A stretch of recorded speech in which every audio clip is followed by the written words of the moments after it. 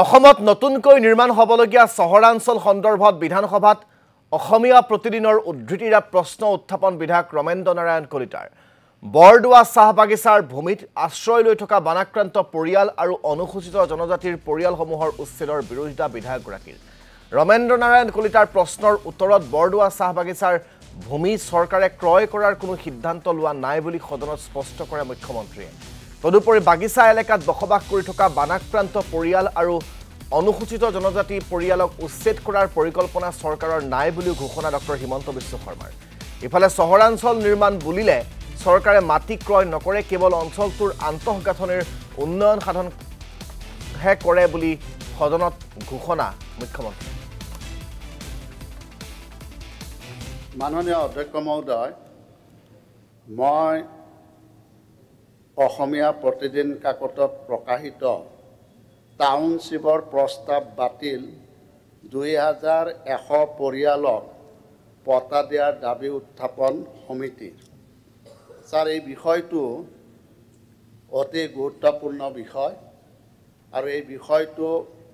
মই আপোনাৰ জৰিয়তে মই ৰাজহ আৰু দুৰ্যোগ ব্যৱস্থাপনা মন্ত্ৰীৰ দৃষ্টি আকৰ্ষণ কৰিব বিচাৰিছোঁ মাননীয় অধ্যক্ষ মহোদয় ইতিমধ্যে ৰাজ্য চৰকাৰে 3খন টাউনশ্বিপ স্থাপন কৰাৰ কাৰণে সিদ্ধান্ত লৈছে আৰু এই 3খনৰ ভিতৰত এখন হৈছে জাগিৰোড ইণ্টিগ্ৰেটেড টাউনশ্বিপ আৰু 10 APBN যেটো এৰিয়া আছে তাতে এখন টাউনশ্বিপ আৰু বৰদোৱাৰ চাহ বাগিচাৰ সেইখিনিত এখন স্যাটেলাইট টাউনশ্বিপ গঠনৰ কাৰণে সিদ্ধান্ত গ্ৰহণ কৰিছে আমাৰ যিখন ভূমিপট্টা সমিতিয়ে তেওঁলোকে এটা কথা কৈছে যে যিখিনি মাটিত স্যাটেলাইট টাউনশ্বিপ কৰিব গৈছে সেইটো তেওঁলোকে বিচৰা নাই আৰু যেহেতু ৰাভা হাছং এৰিয়া গতিকে সেই অঞ্চলটোৰ কথা অলপ চৰকাৰে বিবেচনা কৰিব লাগে আৰু সেই পৰিয়ালবিলাকে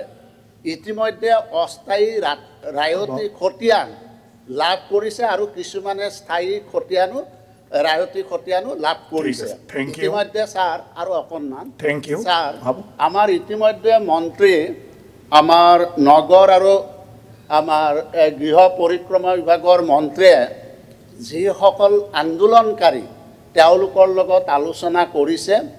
আলোচনা কৰি এটা সৌহাৰ্দ্যপূৰ্ণ পৰিৱেশত আলোচনা কৰা বুলি আমি জানিব পাৰিছোঁ গতিকে মই মাননীয় আমাৰ ৰাজহ বিভাগৰ মন্ত্ৰীক মই অনুৰোধ কৰিব বিচাৰিছোঁ যে আমাৰ যিখিনি Rabha Hasong tribal belt and block সেইখিনি নিখুঁত কৰি ৰাখিব লাগে তাত যাতে তেনেধৰণৰ যদি চাহ বাগিচা যিখিনি আছে বা তাৰ যিখিনিত আছে সেইটো কিবা অন্য ধৰণৰ কথা চিন্তা কৰিব পাৰে নেকি আপোনাৰ জৰিয়তে সেই মানুহখিনি যাতে ভূমিপট্টা দিয়াৰ ব্যৱস্থা গ্ৰহণ কৰে তাৰ বাবে মই বিশেষভাৱে মন্ত্ৰীক অনুৰোধ কৰিছোঁ স্যাৰ মাননীয় অধ্যক্ষ মহোদয় বিষয়টোৰ ওপৰত সন্মানীয় সদস্য ৰমেন্দ্ৰ নাৰায়ণ কলিতাই উল্লেখ কৰিছে মই দুটা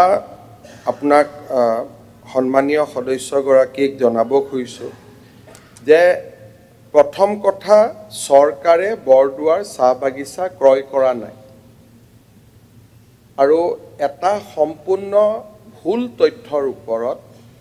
এই গোটেই যিখিনি আন্দোলন চলি আছে বা আন্দোলনৰ বাবে আগবাঢ়ি আহিছে কেতিয়াবা ময়ো বিচাৰি পোৱা নাই কেতিয়াবা তেওঁলোকে কয় এই মাটি আদানীক দিব কেতিয়াবা কয় আম্বানীক দিব আসল কথাটো হ'ল চৰকাৰে জাগিৰোড গুৱাহাটী আৰু পলাশবাৰী বৰদোৱাৰত নহয় পলাশবাৰীত 3খন টাউনশ্বিপ কৰিব খুজিছে আৰু টাউনশ্বিপ কৰিলে মানুহৰ পৰা মাটি লোৱা নহয় টাউনশ্বিপ মানে ৰাস্তা ঘাট বনোৱা দলং বনোৱা তাৰ আন্তঃগাঁথনি উন্নত কৰা টাউনশ্বিপ কৰিবৰ কাৰণে আমি ক'ৰ পৰা মাটি লৈ মাটিত বিল্ডিং বনোৱা পৰিকল্পনা নাথাকে টাউনশ্বিপ মানে তাতে জোনিং প্ল্যান হ'ব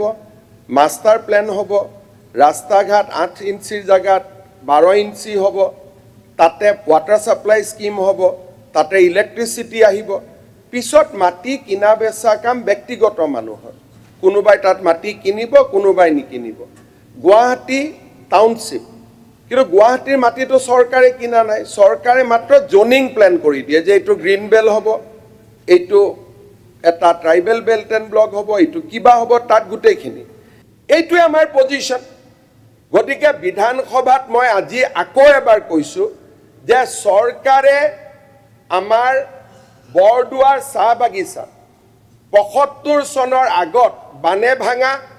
বা ৰাভা সম্প্ৰদায়ৰ জনজাতীয় লোক এজনকো উচ্ছেদ নকৰে আৰু এজনকো উচ্ছেদ কৰাৰ পৰিকল্পনা আমাৰ নাই।